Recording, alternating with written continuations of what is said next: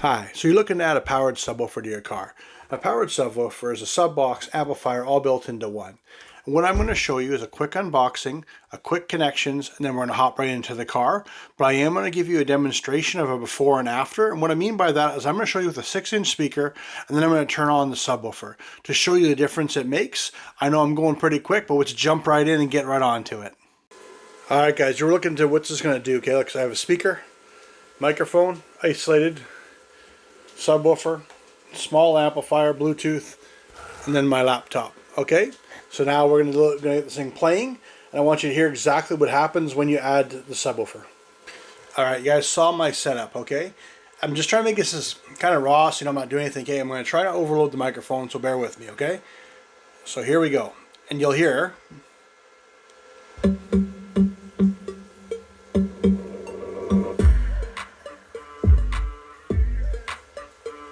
Okay.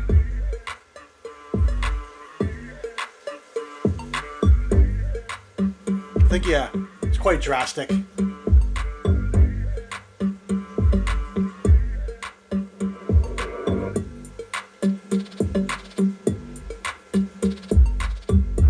Okay, so there might be a few. Okay, I'm doing this on my desk. You gotta bear with me, guys. I just want to show, since you're thinking about adding a powered subwoofer, I want you to get an idea how it's going to sound, because I can't really demonstrate the same, and unfortunately, guys, I have to use YouTube Music, so I hope you get the idea. All right, let's hop right into the connections, all right? Okay, I'm going to run through these really quick, okay? This is your RCA input. So usually it goes for an aftermarket or using a high-level adapter. And a high-level adapter is when you convert speaker line into RCA connector. And I'll show you this later on in the installation. This is when you use speaker wire. So for example, if I was going to use my rear right, so see rear right, and then it says left, okay, and the positive and negative speaker leads. Why people choose rear is so that when they turn the rear and front differential up and down with fader, it can do it. Gain, this is how we match voltage for no distortion. Bass boost, we're not going to use that. Low pass is for different styles of music. And what I'm going to do, guys, is I'm going to have a sheet down below which will show you kind of crossovers and some little cheat sheets on how to install this. Just check the link down below. This is for the remote control bass knob. This is for the phase. A lot of times it is, to make it easy, guys, is play your favorite music and listen to it, okay? See how it sounds, and then press it in, see if it sounds worse or better. That's it. You know what I mean? Just it'll be one or the other, which one sounds best to you. This is the fuse. By the way, if you ever have this below, you really want to stop and go over your installation. Here, red LED is for protection, so if something goes wrong. Green means it works. All right, that's why it says work on it. So green is good, red is bad. So when you power everything up, you want this green light to be on. Now here, 12 volts goes to the battery, 12 volts is remote. Okay, what remote means, it turns on with the radio, so ignition source. Okay, so usually in an aftermarket, it's a blue or a blue-white wire, and then ground goes to chassis ground, and we'll show that you this connection and this connection in the next part of the video. I just wanted to go through all the controls on the side. All right, guys, we are going to check this all out and make this all work. So I'm using this fuse holder. I like to use the normal fuses for people. All right, that's a little tough, so let's give her a little bit of a pull. All right, we're gonna put that there. Put the cap back on. All right, we're gonna strip one end, strip the other end. All right. So you might say I'm going to use this connector, yellow, because this is roughly a 10 gauge. And if you kind of look, like you might say, well, it's going to stick a little bit too far through. So what I like to do is I get a little bit smaller, all right, to about there. And I'll get like even a set of these here. And there we go. Because this is going underneath the hood, I want to make sure that everything is watertight. Okay, I'm going to go here too.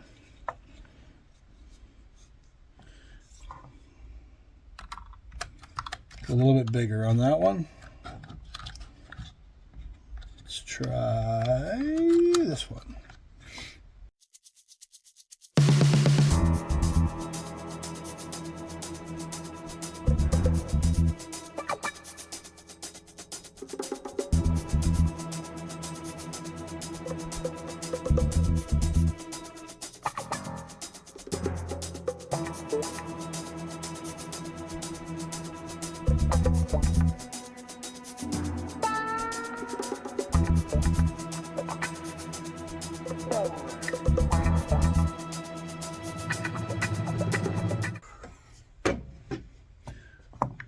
So I'm not saying I'm perfect, okay, but now I have a connection that's waterproof. Wow, I'm going to say water resistant because some idiot's going to jump in a pool and see if it works. And same with here, okay? Now, you might say this kind of looks interesting. So what I'm going to do is I'm going to get some protectant. So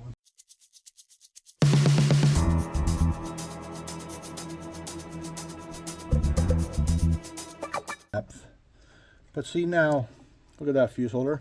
Granted, guys, this is because you'll see later in the car, but now I have fully accessible fuse holder, and this can attach to the battery. All right, cheers, guys. Hey guys, don't worry if you can't, don't have soldering iron, don't have access to all the same stuff, you know, heat gun, everything. Don't worry about it. Seriously, don't worry about it. I'm going to give you a link down below of sending you a kit that has a pre-crimped or pre-soldered end on it.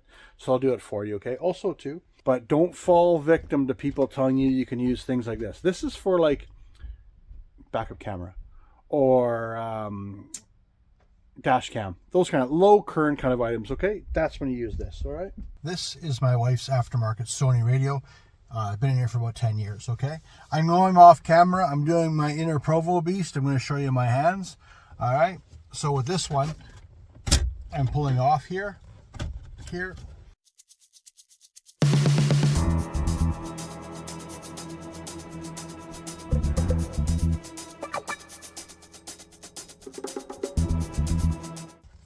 So here's what I wanted to show, okay? See here, these are the RCA cables, okay? Now, when you pull them out, they look like this. This is a male version, okay? And this plugs onto here, okay? And in this case, I have a front and a rear out, so I'm able to do fading front to rear, okay? So I just want to show you this, and then here is a blue-white wire, and this blue-white wire goes to the red wire, which is running to the back, okay? All right, so I just want to give you a rundown of these connections, and then I'll put it all back together. But look, I'm going to have to fix something because, look, my screws have fallen out. But you know what? After 10 years, maybe that's pretty good. So give me a few minutes. I'm going to put this all back together, and I'll catch up with you.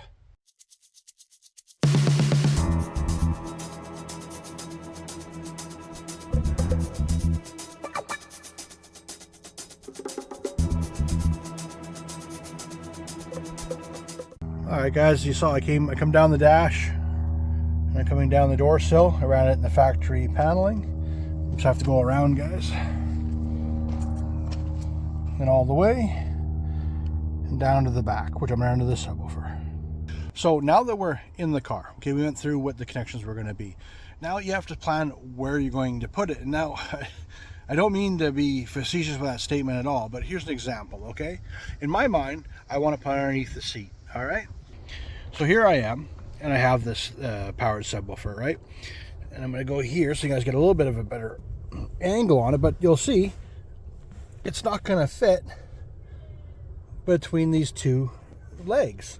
So it's not going to go underneath it. Now, for example, I'll go this way. Oh, I'm already hitting something. So this isn't going to work, okay? You might say, okay, well, I don't bring kids around or whatever. But this isn't going to work either, okay?